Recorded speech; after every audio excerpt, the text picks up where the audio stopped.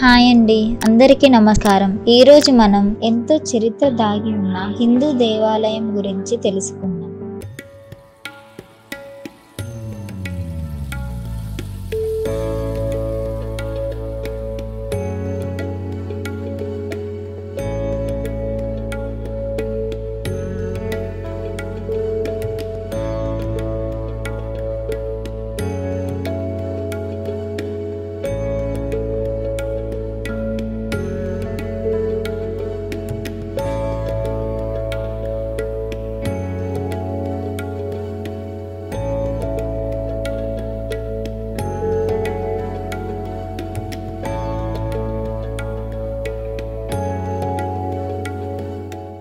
రామాయణ కాలం నాటి విగ్రహం ఎంతో ఎత్తైన అరేబియా సముద్రం ఒడ్డున ఉన్న ఈ ఆలయం పేరేంటో తెలుసా? అదేనండి, మనకి ఎంతో ప్రీతికరమైన శివయ్య మురుడేశ్వర ఆలయం. ఇది కర్ణాటక రాష్ట్రంలోని ఉత్తరాఖండ్ జిల్లా భక్తల్లో ఉంది. ఇక్కడ మనం ఎంతో ఎత్తైన రాజగోపురాన్ని చూడొచ్చు. ఇది మన భారతదేశంలోని ఎత్తైన గోపురంగా ప్రసిద్ధిగాంచినది. ఇది 237.5 అడుగుల ఎత్తులో ఉంది. 123 అడుగుల ఎత్తైన శివుని విగ్రహాన్ని మనం ఇక్కడ చూడొచ్చు. అరేబియా ఒడ్డున కందుకగిరి కొండపై ఉంది ఈ విగ్రహం.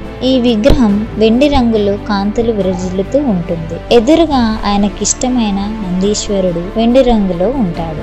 ఈ ఆలయం 3 వైపులా అరేబియా సముద్రం ఉంటుంది. మనకి మురుడేశ్వరలో స్నానం చేయడానికి చాలా తీర్థాలు ఉంటాయి.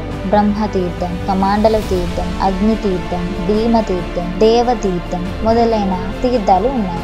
ఈ తీర్థాలలో స్నానం చేస్తే సకల రోగాలు పోతాయని భక్తుల నమ్మకం. ఉదయాన్నే సూర్యకాంతి పడినప్పుడు శివుని విగ్రహం మెరుస్తుంది. ఆ అద్భుతాన్ని చూడడానికి మనకి 2 కన్నులు సరిపోయి. అసలు ఈ మురుడేశ్వర ఆలయం ఎలా ఏర్పడిందో తెలుసుకుందామా?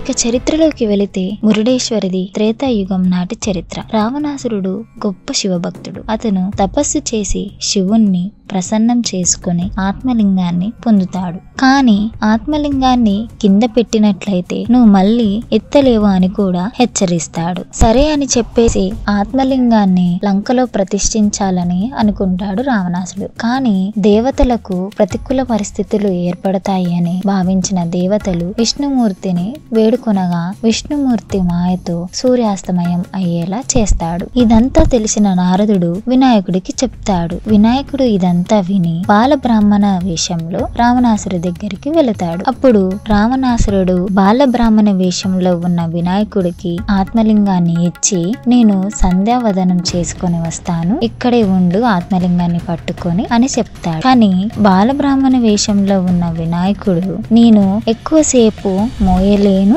నిన్ను 3 సార్లు పిలుస్తాను, అంతలోపే వచ్చి నువ్వు తీసుకోవాలి అని చెప్తాడు. సరే అని రావణుడు సంధ్యావదనానికి అని వెళ్తుండగా బాలబ్రాహ్మణ వేషంలో ఉన్న వినాయకుడు రావణ రావణ రావణ అని 3 సార్లు పిలిచి ఆత్మలింగాన్ని కింద పెట్టేస్తాడు. రావణుడు వినాయకుడి మీద కోప్పడి ఆ ఆత్మలింగాన్ని లేపడానికి ఎంతో ప్రయత్నిస్తాడు. కానీ ఎంత ప్రయత్నించినా అది రాకపోగా ఇంకా బరువు ఎక్కసాగిద్ది. ఇలా జరిగిన వెంటనే వెలుగు వస్తుంది. ఇదంతా విష్ణుమాయ అని తెలుసుకున్న రావణాసురుడు లింగాన్ని ధ్వంసం చేయడంతో పాటు చుట్టిన వస్త్రాన్ని కూడా విసిరేస్తాడు. ఆ వస్త్రం పడ్డ ప్రదేశమే మురుడేశ్వర్ అయ్యింది. మురుడ అంటే కన్నడలో వస్త్రం అని అర్థం.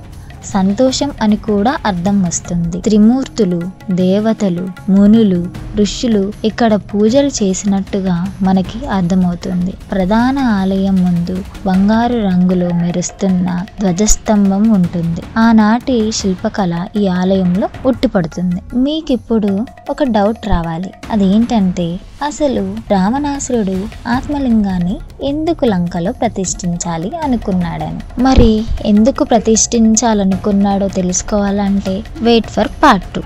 ఆగండి, మన సీనియర్ ఎన్టీఆర్ గారు మురుడేశ్వర చరిత్ర మీద ఒక సినిమాని చేశారండోయ్. అదేం సినిమానో తెలిస్తే ప్లీజ్ కమెంట్. మీకు పార్ట్ 2 కావాలంటే లైక్, షేర్, సబ్స్క్రైబ్.